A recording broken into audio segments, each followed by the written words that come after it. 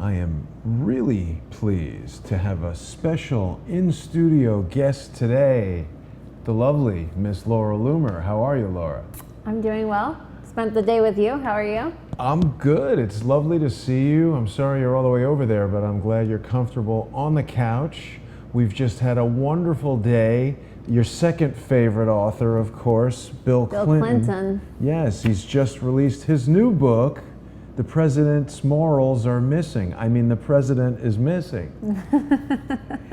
Now, Laura, this was quite an event. You and I went there, I think, fully expecting to ask some rather pointed questions of the former president. I think a lot of people who are watching you on Periscope or Twitter, and of course everyone should be following Laura on Twitter. You can find her there simply at Laura Loomer, and I think everybody's following Laura. She is at Laura Loomer. You can also see her work at lauraloomer.us. That's Laura's website, illuminating the truth. And Laura, why don't you tell everybody what you had hoped to ask the former president, and then we'll talk a little bit about what happened, as it were. What happened, right? Yeah, so I just wanted to talk to the president, right? Talk to President Bill Clinton and ask him if he's ever worried about getting charged for raping Juanita Broderick. And I think it's a serious question to ask because, as you know, I believe it was yesterday, there was an interview that came out between Bill Clinton and an anchor or a reporter from NBC News, and they started asking him about his new book and the Me Too movement. And they specifically asked him if he was president today in the Me Too era, if he would do anything different. And he said no. That's so crazy. It's crazy to me because basically he's saying, yes, I still would have taken advantage of Monica Lewinsky and had an affair with her, cheated on my wife, and gotten a blowjob in the Oval Office. And yes, I still would have, never really personally apologized to Monica Lewinsky and allowed her to be cyberbullied and harassed because of my actions for the rest of her life. And yeah, I guess I wouldn't have done anything different. I mean, it's just insane, right? If he was president today and did what he did, he would have to. Well, what if Donald Trump did that? Yeah, and look, they're already trying to pin behavior like this on Trump and say that, he's unfit for the presidency. And you see that the way they're trying to frame the president with false sexual allegations, with the Stormy Daniels consensual craziness. Sex with an adult. Yeah, but there's a big difference between having consensual sex with an adult and being, 30 years older than an intern or whatever, 30, 40 years older than an intern and taking advantage of her as the president of the United States, right? Right. So I just think that, Bill Clinton is really starting to reveal himself. For the longest time, the Democrats turned a blind eye to Bill Clinton's sexual deviant behavior. And now, shockingly, but not surprising, it's really not surprising, I guess. It's kind of shocking to see what's happening now, this kind of revolution, but it was bound to happen sooner or later. The left and the right are both united, right?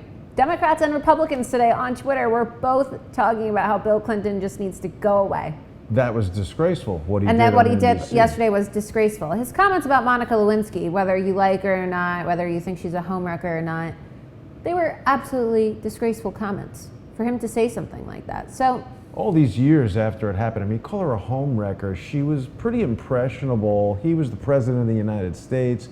She was what, 20, 22? Yeah, but imagine being that young and, people make mistakes when they're younger. Imagine being that young and having a relationship with the president and then, just being marked for the rest of your life. Right. Essentially turned into a joke or a meme for the rest of your life. So it's... Is Monica Lewinsky married? I imagine it must have been I don't think so, but it's probably very difficult for her to date. Right. People would have been, through her 20s at least, people would have been kind of like, oh, you're, either intimidated or feel like she's tainted. She was all over the news. It would be embarrassing for her.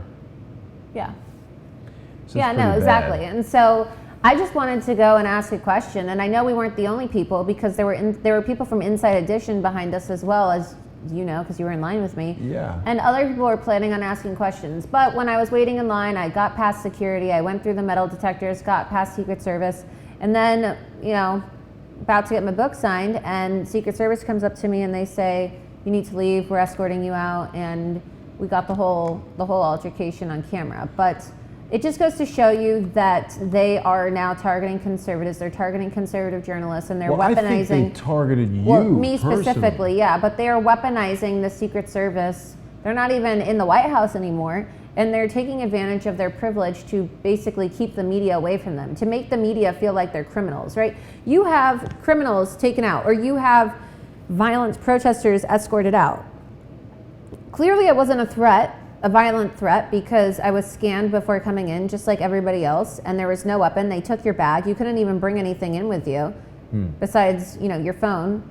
Yeah. And I followed all of the rules, so there was really nothing for them to worry about. And they really just pinpointed me, and they wouldn't give me an answer as to why they were kicking me out. It was quite pretty disgraceful. Disgraceful. You're yeah. going to have that on Gateway Pundit later, and I'm trying to bring that up, but it seems like Gateway Pundit wants me to have Flash to do that, so we'll wait for later. Laura, why don't we show everybody just real quickly the video that you did on Periscope. People who are following you on Twitter have seen this, of course, but let's bring up this Periscope video here for everybody to watch. It's around your phone. I didn't want to. All right, I got it.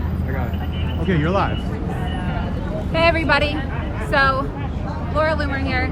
I'm currently standing in front of the Barnes & Noble in New York City on 5th Avenue, and I waited in line for about 5.5 hours, and I showed up early this morning to get a copy of Bill Clinton's new book that he wrote with James Patterson. It's called The President is Missing. And I was able to get a wristband, and I was inside, and I got through security, and I was just about to go up towards the area where Bill Clinton is signing books, and then all of a sudden I hear Secret Service on their radio, and they say, we need to immediately escort someone else. They point at me, and then I'm swarmed by several I guess security guards from Barnes & Noble and 2 or 3 Secret Service agents, and they told me that I had to leave. They refused to give me a reason as to why. They said they already told us, but that's not true. They didn't say. They said, oh, we already told you. They escorted me out, and they wouldn't tell me why they were escorting me out. Mind you, excuse me, you're filming a video. Excuse, people are rude in New York. Meanwhile, right, I have confronted Hillary Clinton at her book signing. I have confronted Chelsea Clinton at her book signing. And I have confronted James Comey and Huma Abedin at book signings as well. But Bill Clinton, the guy who had the nerve yesterday in an interview with NBC to tell women of America, women of the world, everybody in this country that he had nothing to apologize for when he participated in a sex scandal with an intern, right? This guy literally told the world that he had nothing to apologize for and that he was the victim. He just had a female journalist escorted out of his book signing event because Bill Clinton is a coward, Bill Clinton is a sexual predator, Bill Clinton is a rapist, and he just doesn't have the balls to answer to the media, and he doesn't want to speak for his crimes or speak to any journalist. So, you know, here we are. Strong words from a strong young lady, Laura, calling Bill Clinton out, calling him a rapist, a sexual predator. I mean, it's all true, and it's also true that he's clearly afraid of you. It wasn't a matter of being a right-wing journalist. Today, it was a matter of being Laura Loomer. Yes. They came right over to us, okay? And people will see this when they go to Gateway Pundit later. You're going to have this video exclusively on Gateway Pundit. Yes. And people can, of course, go to your Periscope channel, and they can get there quite easily by your Twitter handle there, at Laura Loomer, so they can watch that video in its entirety. But basically, they, the video is going to show a person who looks to me like a Bill Clinton staff member. He did not look like he had the stature, not that I'm one to criticize that, but he was a petite guy. He seemed more like an office guy than a Secret Service guy. So it was like a Bill Clinton staffer who went over to the Barnes & Noble security, who then approached us with a Secret Service guy standing behind them, and it was obvious. This was a man mountain with a thing in his ear, the radio, and he had the Secret Service lapel pin. So it was clear that if you weren't prepared to cooperate. They were going to physically remove you from there, but of course you were very professional and you left when they asked you to, but they never told us why you had to leave. They just said, leave.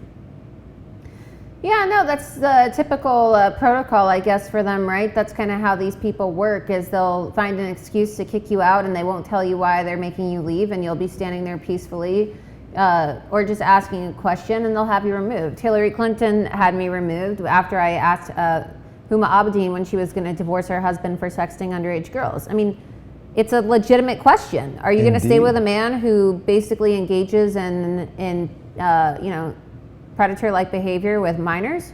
It's pretty or shocking. are you going to divorce him? I mean, it's pretty shocking behavior. And for them to kick me out instead of respecting freedom of the press, it really is an abomination. And it just goes to show you that, that a former president and his wife, the guy who, his duty is to uphold and protect the law and the Constitution and American values and be kind of the representative for this country. Right. As the most powerful man in the world, of the most powerful country in the world. And his wife is a champion for women. And now what? He went from being the most powerful man in the world at one point in time to being scared of me. I mean, really? Am I the biggest thing that Bill Clinton has to worry about? How bad would it have been if I would have asked him that question? It's not like I'm planning on going into the event and screaming, oh, Bill Clinton is a rapist and, disrupting the event. No, I really wanted to ask him a question, just like you asked him a question. Well, and we'll play that in a minute. He definitely would not have answered the question. I mean, really, Bill Clinton, if you're watching, the smarter thing to do would be just let Laura ask you the question and, laugh it off or ignore it and look stupid for a second.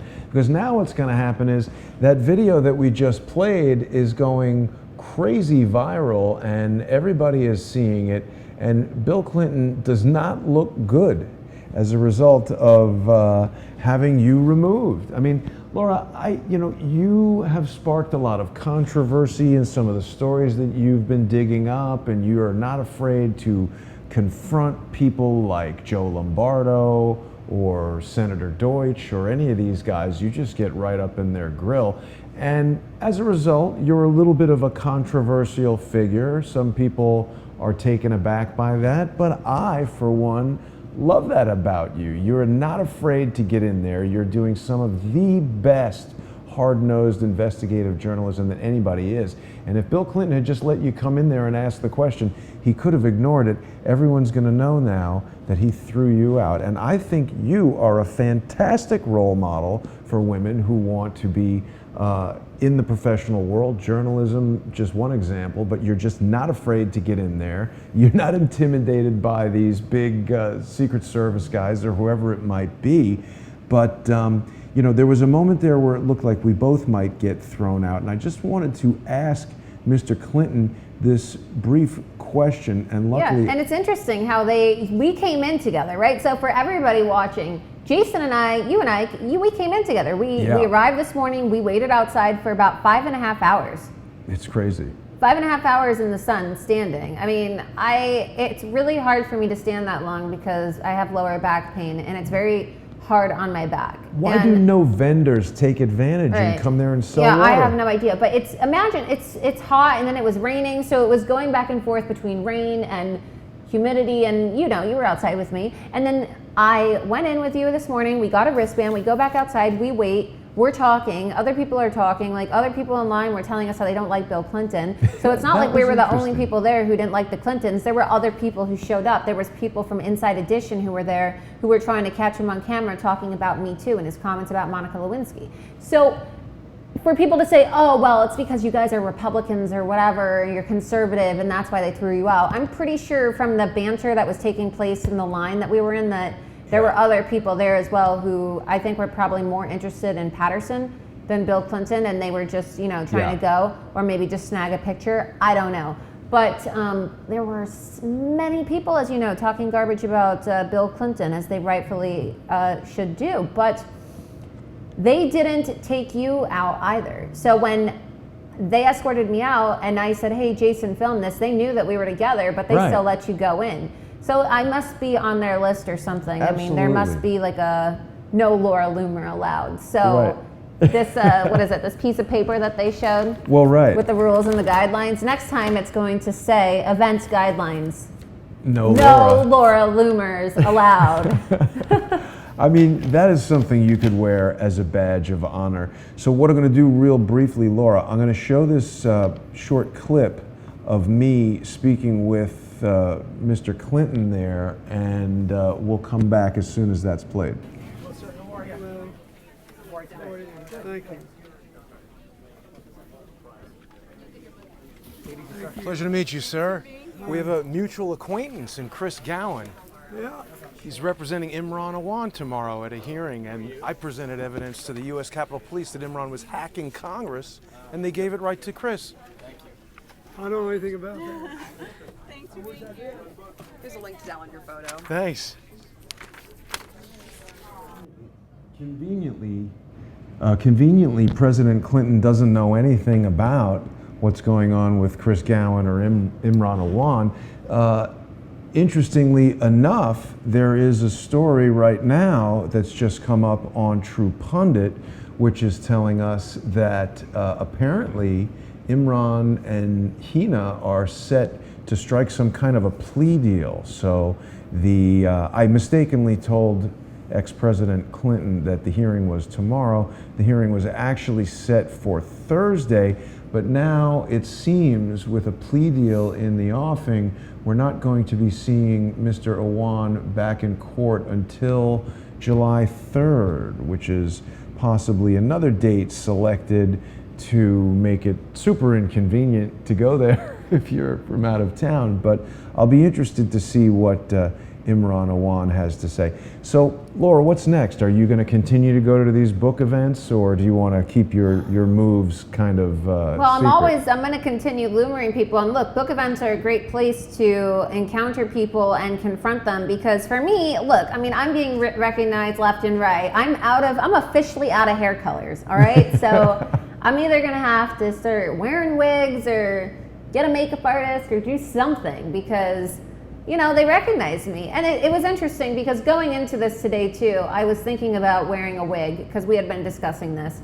But then I thought, no, I kind of want to see like if I'm at a point now where I can't do this anymore just on my own, right? So it was kind of a test as well to see if I would be recognized. And I was wearing sunglasses at the time too, but I guess even just with my hair now and my sunglasses, were you wearing sunglasses part of the time, but not through Secret Service. I was able to get through. So I think now I'm definitely a little too well known in this, you know, by a lot of these people. So now I'm going to have to wear a disguise for sure. But I want other people to do it as well, because imagine if we had more people who were just courageous enough to go in there and film a little video like you did or ask questions like I did. I mean, they're not going to know who everybody is, and they're definitely not going to know what's going on. So I would encourage people to show up and ask questions. Bill Clinton is having another book signing in New York, in Westchester actually, on the 17th, I believe, of June. And that's actually right near where I live. But I guess they're going to have hounds there they're probably sniffing going to have for like you. dogs sniffing for loomers. But it's important that we let everybody know we're not encouraging anyone to do anything untoward to Bill Clinton or any celebrities. But that's the point. Just is ask that, them a question. Just ask a question. There's nothing nasty about what I'm doing, and so they call me a provocateur. Some people they call me a protester, an agitator. No, the left sends in people to some of these events to disrupt, right? But they don't ask Look questions. What they did to just Milo. They shout things. Like there's a guy who works for some liberal organization. His name is Ryan Clayton, right? And he goes to these events and he causes a disruption, often puts his hands on people, and actually throws objects at people. That's crazy. Like he threw Russian flags at Trump. And he does this over and over again. I've never thrown an item at anybody, right? I've never tried to harm anybody. I would never endanger anybody. I would never threaten to harm a person that I was confronting, right? I would never do that. Dr. Deborah wants you to wear a disguise. Yeah, but I'm just asking questions. But if you think about it, a question can be the most powerful weapon of all. Yes. And Bill Clinton just doesn't want to have the press of a young woman asking him, you know, so, do you ever worry that you might get charged for raping Juanita Broderick? So, do you think you should apologize to Juanita and Kathleen Wiley and all these other women for sexual assaults and harassment, or are you just? Well, these are questions that are, relevant and need to be asked. Yeah, and what I don't understand is why did it take 20 years, right? It's been 20 years now. Why did it take 20 years for a reporter to ask Bill Clinton that question? NBC News, even then, the reporter was kind of allowing himself to be intimidated by Bill Clinton. And then today, Bill Clinton comes out and goes, oh, well, I was just getting real hot under the collar. Didn't like the way the question was asked. Hot under the collar. He didn't like the way the question was phrased. Well, How yeah, did these Bill, women- that's the whole point of journalism, right? It is like, Right. You're not supposed to know what questions are coming. It's not CNN meetings and CNN debates where Donna Brazile is slipping the, slipping the messages beforehand. No, you're not supposed to know that's very the relevant. questions, and so it's That's just very crazy relevant to me. what you're saying, Laura, because we're looking at somebody who is very, very used to a totally complicit press. Bill, Hillary, they don't like these hard questions. They're used to the press working with them to sell the message. So by asking him these things about Monica Lewinsky, you're right, he was immediately visibly agitated. Yeah, and that's why you said he was hot under the collar, because think about it. If someone's never going to ask you a question, would you really think about how you're going to answer it, right? If you're going into an interview, like most people, right, the way conservatives, or at least the way I think, is if I know that I'm going in and I've said something controversial or I've said something, I think of all the hard questions that somebody can ask me. And I think, all right, well, let me run this through my head. Like, if someone's going to ask me this, what am I going to say? Right? If someone's going to ask me about this, what am I going to say? Right. Like, most normal people, or people who don't have the privilege of having a Secret Service detail and, just getting the media and law enforcement to look the other way every single time, Congress, the FBI to look the other way when you commit a crime. Like, most people have to answer to the things they do in life, right? And when you commit a crime, or when you make a mistake, or when you hurt somebody, you have to answer to it. Most people. But the Clintons, they've been treated like, I don't know. Well, they've crafted a world around themselves. They've crafted a world around them, and they I mean, look, it's well known the Clinton body count exists, right? And it seems like every person that ever confronts the Clintons or has any type of dirt on them just kind of ends up dying, right? And well, luckily, you're too high profile for them to do that. If anything happens to Laura, Clintons will be the number one suspect. I'm not dead yet. But my point is I think the tables are finally starting to turn, and I really was happy today to see on Twitter, finally, like, liberals and conservatives coming together to talk about how horrible Bill Clinton is, because his comments were just egregious, and for him to twist the entire Me Too movement and say, oh, well, I'm a victim. I'm a victim of Me Too. I mean, that was insane. That was. For him to say that he was a victim because he left $16 million in debt. I mean, I'm sure Monica Lewinsky has never made $16 million in her life, first of all. And secondly, I'm sure that her life has also been damaged financially, because imagine how hard it is to get a job, to have a life, to, I would think no get one married, takes her do all that seriously. stuff. I mean, I'm sure she's been injured economically, or financially at least, and socially and politically a lot more. Yes, and it wasn't even absolutely. until recently that Monica Lewinsky really started coming back out into the public light. I mean, I don't know, it's been what, 6-7 years or so? I mean, even before then she was kind of quiet, and now she's kind of reemerging. I have a feeling it really ruined her life, and I hope that what's happened in the past day or so can maybe start the process of fixing that. I was just pointing out right here, Laura, this video has been up for just a little while, and you've already hit 56,000 views and 2,500 retweets.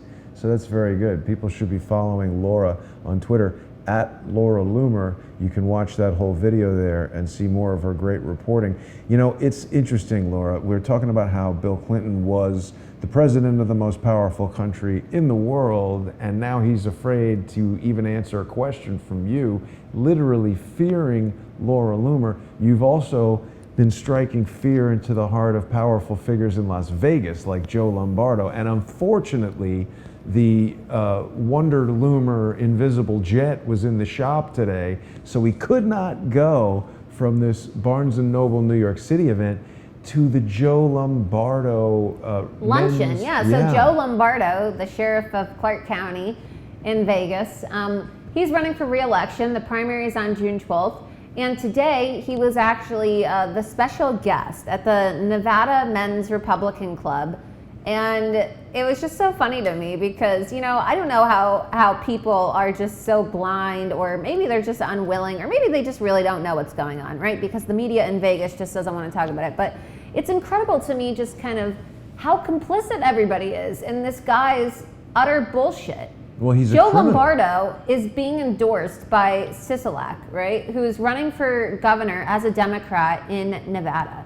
But then he's speaking to the Republican club. I just don't understand how you can be endorsed by an anti-Trump Democrat running for governor in, you know, a state where Democrats want to make it a sanctuary state, but then you can go talk to Republicans. I mean, there's obviously something very sinister taking place in Nevada, not even just the Las Vegas shooting, but when you look at the Bundy trial, when you look at a lot of just kind of the conduct and personal issues surrounding a lot of the officers in the LVMPD who have been exposed as criminals, predators, And you're in touch. abusers, and they just don't really do anything about it. You're in touch with members of the Las Vegas Metro PD, honest police officers who have been sharing information with you that's been Yeah, there's a critical. lot of officers. I mean, look, not all of the police officers there are corrupt, but Sheriff Lombardo, unfortunately, is really, just like Sheriff Israel in Broward County, is really ruining the reputation of these officers. Well, he's also making it impossible for the honest officers to overcome the Yeah, corruption. and he's also making it impossible for them to talk about it. I mean, he just issued a ban within the LVMPD preventing anybody from LVMPD to speak further on these documents that just came out. Because they're so damning of their mishandling of the case, I Yeah. would presume. So that's what we're getting at, is that when there's someone honest in there, it's just like what we're seeing in James Comey's FBI, and there's your second favorite author right there sitting on the top, A Higher Loyalty. I don't know who his... Where's What Happened? Do you have What Happened? We've got What Happened. Oh, Mrs. Clinton is sitting on What Happened over there. That's Charles's I prop. know. So what do we have here? What's We've the got- book collection you've that got- we have? We've got...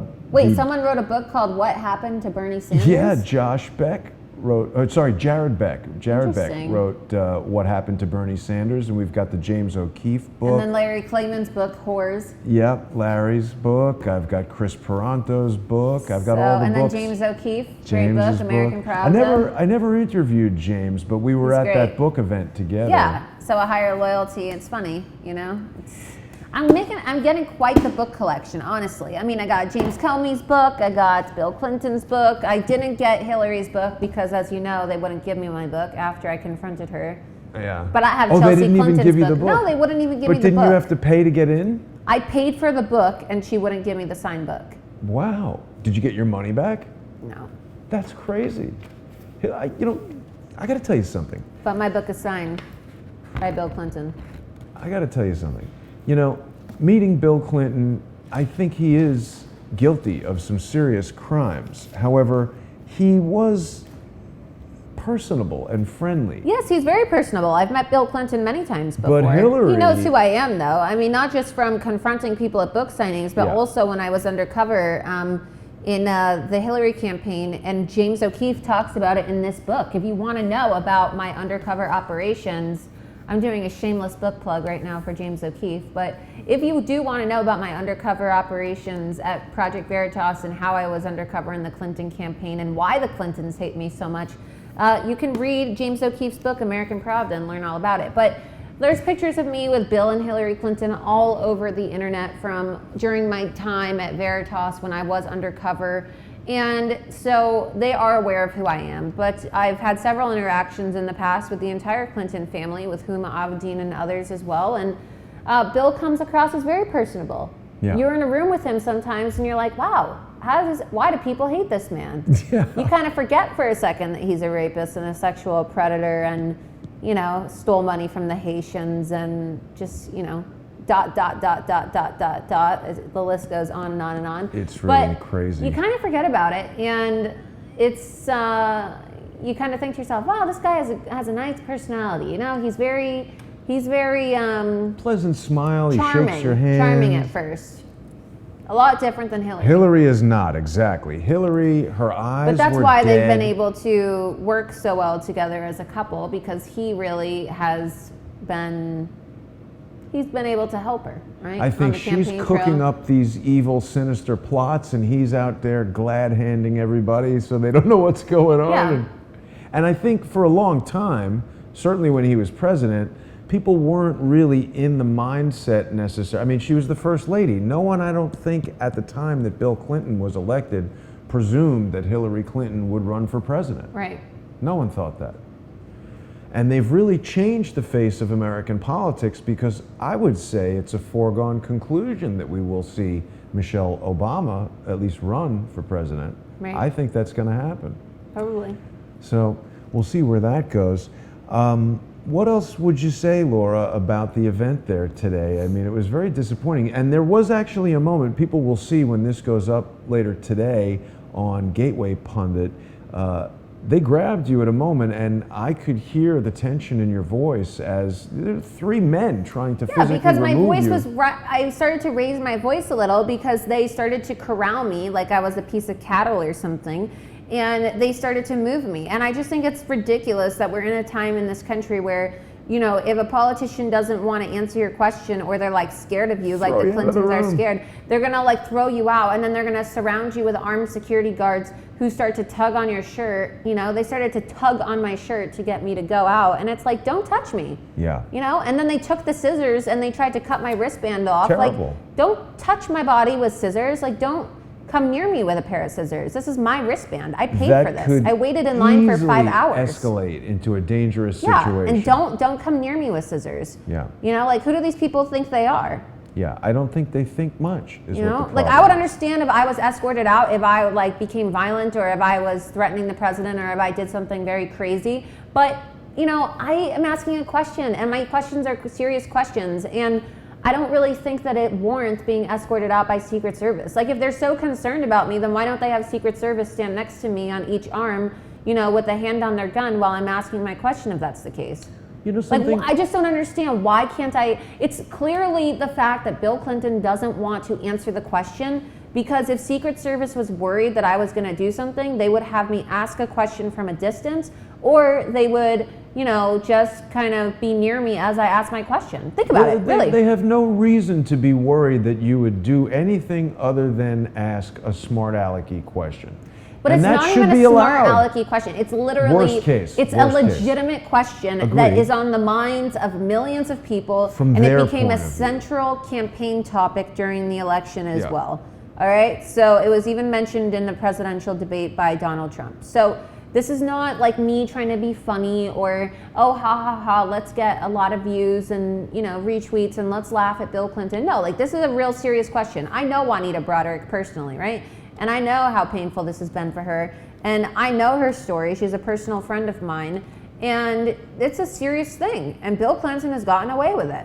Well, let's remind everyone what happened to Juanita Broderick, because I think a lot of people don't necessarily remember these names. The Clintons and the you know, mass media have been pretty effective at suppressing these women. And as you mentioned, Donald Trump brought all, well, 3 women who were victims of sexual assault or character assassination, or both, at the hands of the Clintons. And of course, we're talking about Paula Jones, Juanita Broderick, Kathleen Willey, and what is the woman's name who, Kathy, as a child she was raped, Shelton, Kathy Shelton. So these women are actual victims, and they've been largely relegated to the dustbin of history. And asking a question about them, as you did of Chelsea Clinton, or as you intended to ask Bill Clinton, gets you kicked out like a common criminal. Meanwhile, the Clinton Foundation has never been legally registered to do anything other than organize a library in Arkansas. All this other stuff it's done has amounted to tens of millions and even billions, according to Charles Ortel, billions of dollars worth of money laundering, and that guy's lauded, seated at a table, signing books. He's treated like the king, and you get thrown out like a criminal. It's pretty bad. Yeah. And also the fact that they tried to make it sound like, oh man, how'd she get in here? No, you let me in. I waited in line for 5 hours. You knew who I was. I bought my book. You know, you basically saw my ID. You let me in. You gave me a wristband. I went through security, where Secret Service basically, they take your bag. So I had to give my bag to them, and they put it on the side. They searched me just like they did everyone else. Secret Service let me in, right? And it wasn't until his staff saw me with the Secret Service that were nearby, because, you know, the Secret Service, they only act on command. So if someone tells them to do something, that's what they will do, right? Right. So before we deconstruct that right. part, Okay. before we deconstruct that too much, certainly it was the Secret Service on the radio taking or giving instructions. I think they probably can act autonomously to some extent if they think the president can, but it was is in pretty danger. obvious that Bill Clinton's staff member gave the I agree. directive to have But me it was escorted the out. Secret Service directing your ejection. And what I'm wondering is, you know, Barnes & Noble, of course, could say, well, we're a private store and we reserve the right to refuse entry to anyone for any reason or whatever.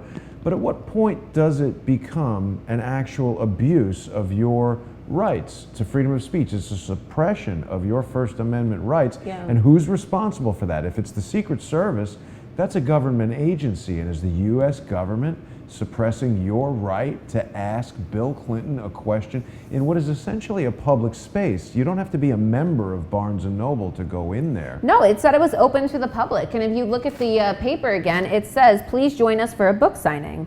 It didn't say that it was private. And then look at, they gave me the wristband, like I said, too. So, like I said, again, and I'll say it again, so for them to do this, it's not only a violation of my First Amendment right, but it's also just, you know, it's like targeting. They're targeting conservatives. They're targeting specific people simply because they don't agree with them politically.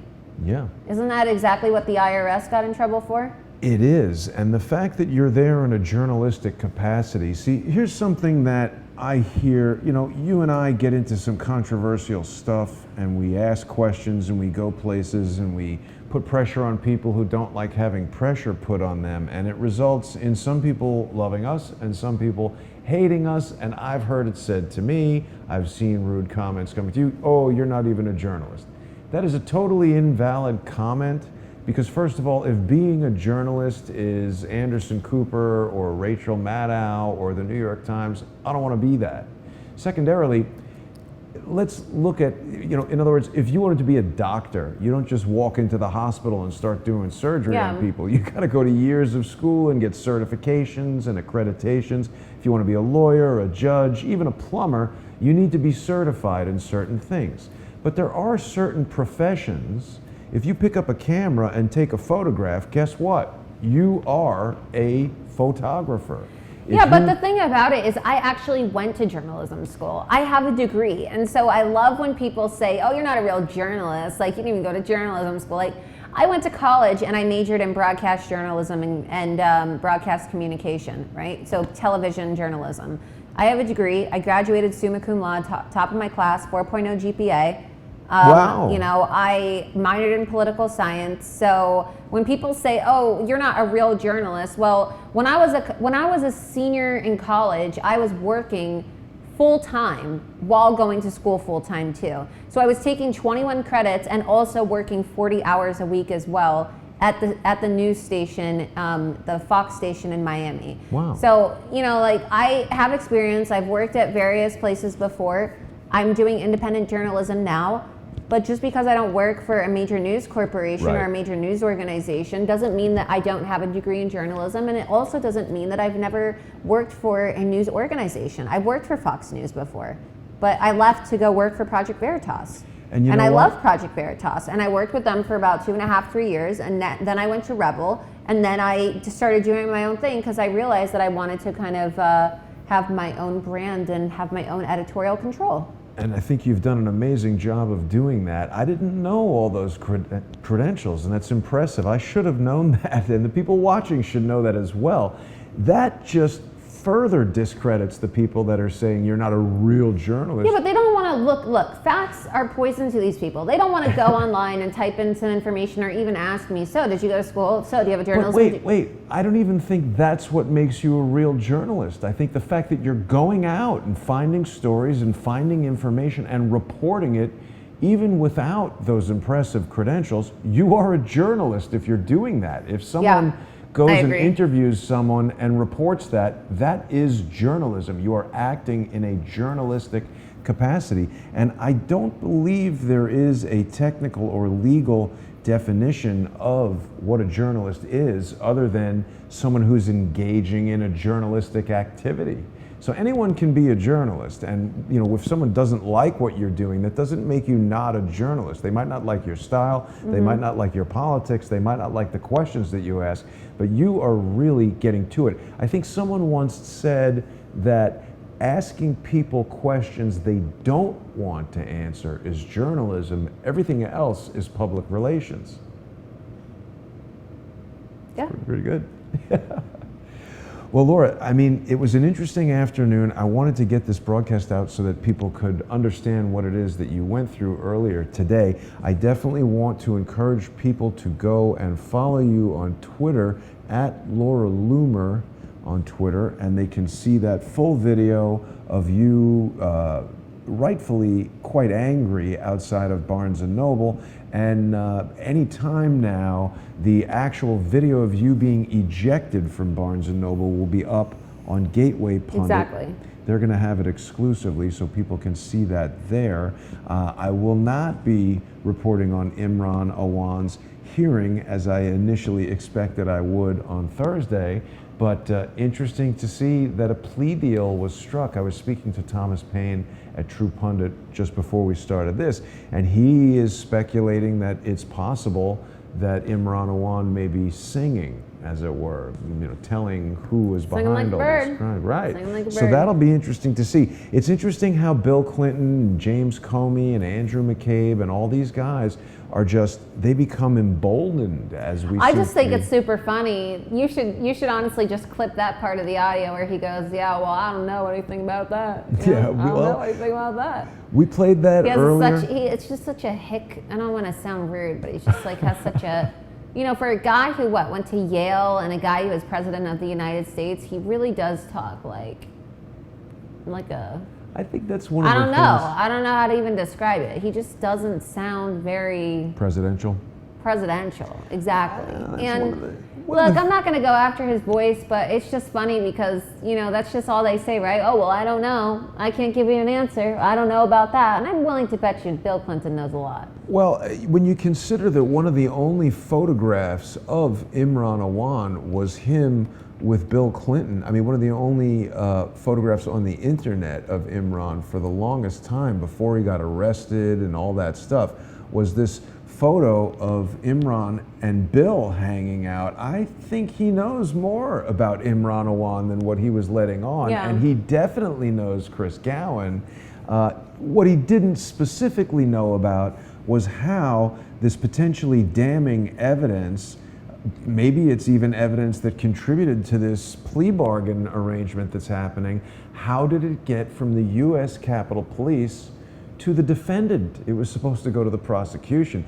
Bill looked joyful that he didn't know anything about it. He's like, that's one crime I don't know anything about. So, or maybe he's not telling the truth, who knows? Well, he seemed honest about not knowing how the U.S. Capitol Police just destroyed the evidence and gave it to the defense, but we'll see what happens with that plea deal on July 3rd. Yeah. And we'll, if there are any makeup artists or I'm going to have to figure out how to disguise myself, honestly, because now I'm recognizable. Right. But it sucks that I was escorted out and not able to ask my question, but it's also a compliment, right? Because not many people can say that the Clintons know who they are, right? Well, and Bill and Hillary and Chelsea Clinton, they know who I am. Huma Abedin, she definitely knows who I am. James Comey, I don't think he's ever going to forget who I am. I think you're right. I think he can watch that video. Look, it's a badge of honor. It just goes to show that they're weak, right? He's willing to sit down with people who give him cushy questions and Well, I think it shows that you're getting to the heart of these matters. These Yeah. people don't want They don't want to talk answer about the it, but questions. you know, it is what it is. Yeah. So people can also go to lauraloomer.us and you can support Laura's work. She's got links on there for PayPal, Patreon. Yes. What are the ways you like people to support the work, Laura? You can subscribe to my website, lauraloomer.us, contribute on PayPal, paypal.me/lauraloomer, Patreon as well. I believe it's patreon.com/lauraloomer. Follow me on Twitter, of course, at Laura Loomer, and subscribe and follow my Facebook page, Laura Loomer Official. And I'm also on Instagram. It's Looms93, where I There you post a go. lot of pictures and videos from my little confrontations and ambush videos. Right. And it's really important for people who are watching us daily. I mean, so many people enjoy your work, a lot of people watching Crowdsource Yeah. the Truth. It's really important that people support independent journalism because not just because they like you or they like me or they like the show. The model that has developed where we've got these multi-billion-dollar television networks and international conglomerates that own Yeah. these news outlets, it just inherently creates this conflict where they're not interested in the individual as far as their well-being. They're interested in you buying that Ford car or that Right. Exxon gasoline or that Pfizer pill. Right. And what you and I are doing is we're relying on the community of viewers to support the work, and that makes sure we don't have any one individual sponsor who can direct the narrative and tell Yeah. us what to report on and all that. So, Laura, thanks so much for joining me. It was Thanks great for to go having over me. there with Of you course. earlier today, and I'm sure we'll have a lot more information soon. I want to thank everybody for watching. I will be back later tonight. We're going to have Zach Haller talking about Spygate, so tune in for Nice. that. That's going to be at 10 o'clock tonight. Zach's on the West Coast. So Great. thanks for watching, everybody. I'll see you later tonight.